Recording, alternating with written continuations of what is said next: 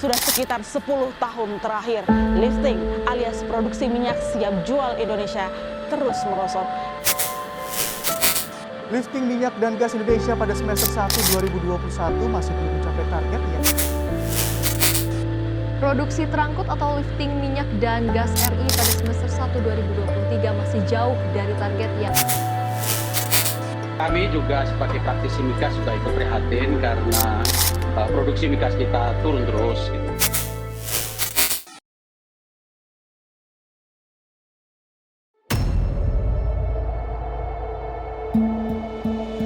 Minyak masih menjadi komoditas yang seksi, masih mendominasi di berbagai sektor dari mulai pembangkit listrik, transportasi hingga industri.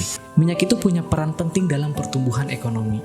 Tapi akhir-akhir ini, industri migas di Indonesia itu kurang diperhatikan oleh pemerintah kita. Sehingga produksi minyak dari tahun ke tahun itu cenderung turun. Dan jika tren ini terus dibiarkan, maka akan berakibat fatal. Bukan hanya tentang masalah energi kita ke depannya, tapi tentang urusan hidup masyarakat. Karena setiap aspek kehidupan kita itu masih bergantung pada minyak.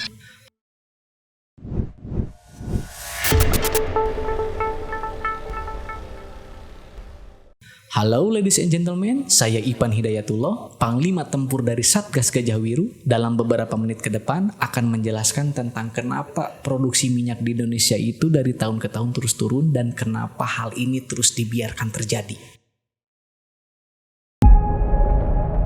Indonesia saat ini punya tantangan besar terutama di sektor energi. Data mencatat bahwa konsumsi minyak nasional kita itu bisa mencapai di angka 1,6 juta barel per hari, sementara kemampuan produksi kita hanya mampu menghasilkan 600.000 barel per hari.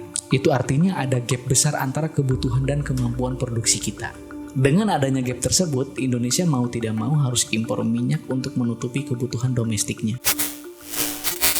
Impor minyak, lifting produksi minyak kita. Sumur-sumur kita masih banyak kok. Kenapa nggak digenjot produksinya? Karena ada yang masih seneng impor minyak. Indonesia sedang berada dalam fase ketergantungan impor, dan ini sangat berbahaya. Harga minyak dunia kan turun naik. Ketika harga minyak dunia lagi tinggi-tingginya, maka beban biaya impor yang akan dikeluarkan itu akan membengkak. Ditambah lagi subsidi yang harus dikeluarkan juga cukup besar. Dan pada endingnya pemerintah akan menaikkan harga BBM. Anggaran subsidi dan kompensasi BBM tahun 2022 telah meningkat 3 kali lipat dan itu akan meningkat terus. Lebih dari 70% subsidi justru dinikmati oleh kelompok masyarakat yang mampu. Pemerintah telah berupaya sekuat tenaga untuk melindungi rakyat dari gejolak harga minyak dunia. Saat ini pemerintah harus membuat keputusan dalam situasi yang sulit, yaitu mengalihkan subsidi BBM. Sehingga harga beberapa jenis BBM yang selama ini mendapat subsidi akan mengalami penyesuaian.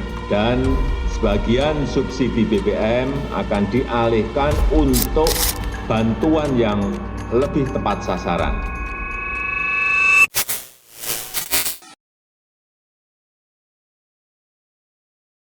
Ketika harga BBM naik, maka akan diikuti dengan harga barang-barang yang lainnya juga. Dan ketika harga barang-barang naik, sementara tidak diikuti dengan bertambahnya pendapatan masyarakat Indonesia, itu akan memperparah kondisi ekonomi kita. Kalau ini dinaikin, kita dapat berapa gitu? Masalahnya kalau Pertalite dinaikin, untungnya kita berapa? Yang mesti kan untuk yang berkeluarga kan nggak cukup. Barang-barang naik itu omsetnya malah turun, bukannya malah naik. Biasanya beli 10 kilo, jadi beli 7 kilo, 5 kilo. Nah, udah naik, udah pada naik, udah susah sekarang. Iya, tahu nih bagaimana itu. Ya, turunlah BBM-nya biar rakyatnya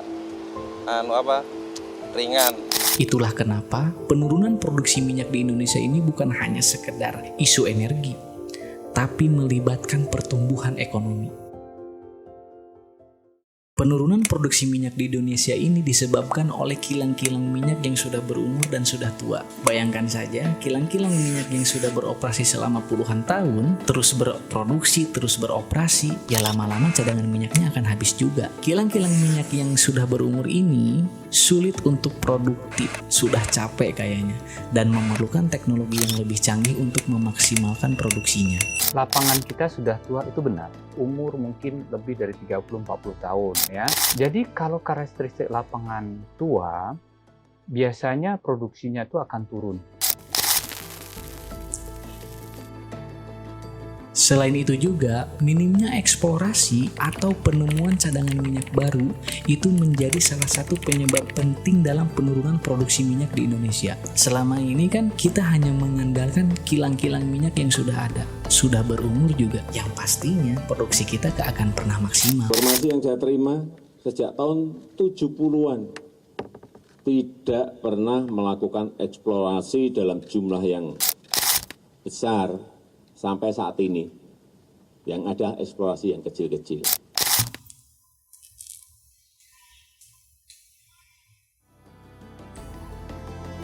Harus ada upaya untuk meningkatkan produksi dari kilang-kilang minyak yang sudah ada dan harus gencar-gencar eksplorasi. Dan tentunya ini memerlukan teknologi yang sangat canggih dan perlu investasi yang sangat besar.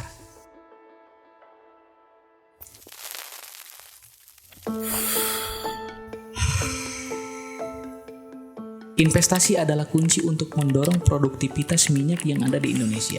Dengan adanya investasi, kita bisa mendorong eksplorasi dan menciptakan teknologi untuk memaksimalkan produksi minyak yang ada di Indonesia. Tentunya kita perlu investor dengan kontrak kerjasama yang transparan. Kita harus sadar bahwa negara kita belum kaya. Negara kita punya banyak beban yang harus membayar gaji-gaji para pejabat yang nilainya cukup fantastik.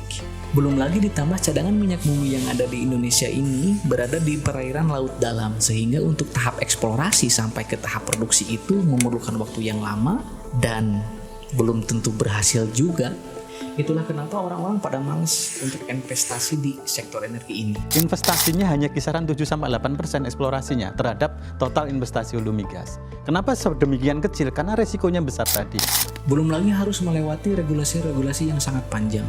Untuk tahap eksplorasi sampai ke tahap produksi harus melewati beberapa izin dari berbagai lembaga. Ya kita tahulah kepastian hukum kita itu kayak gimana. Tapi kalau kita harus minta izin dan harus compliance, ya takes time. Contohnya untuk izin lingkungan aja bisa 1 sampai 2 tahun kadang-kadang. Itu dari tahun ke tahun yang dibahas adalah masalah perizinan ya. Ketika mulai dari fase eksplorasi sampai dengan eksploitasi, di migas itu melibatkan sekitar 16-17 kementerian lembaga yang terkait, harus melalui sekitar 370 izin di level pusat dan daerah. Turunnya produksi minyak di Indonesia itu sangat kompleks, dari mulai segi teknis sampai urusan politik. Dan saya Ipan Hidayatullah, Panglima Tempur dari Satgas Gajah Wiru, punya harapan besar terhadap industri migas di Indonesia. Semoga industri migas di Indonesia itu bisa mencapai puncak kejayaannya lagi.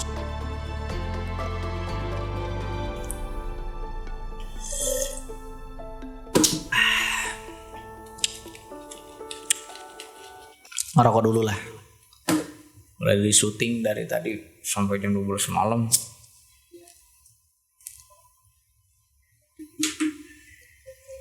Video kali ini adalah ulasan sederhana. Mungkin saya salah persepsi dan salah memahami. Jika saya salah, tolong koreksi. Dan koreksinya di kolom komentar di bawah ini ya.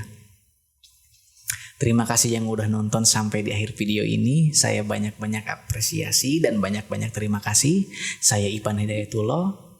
Terima kasih sudah nonton dan sampai jumpa kembali.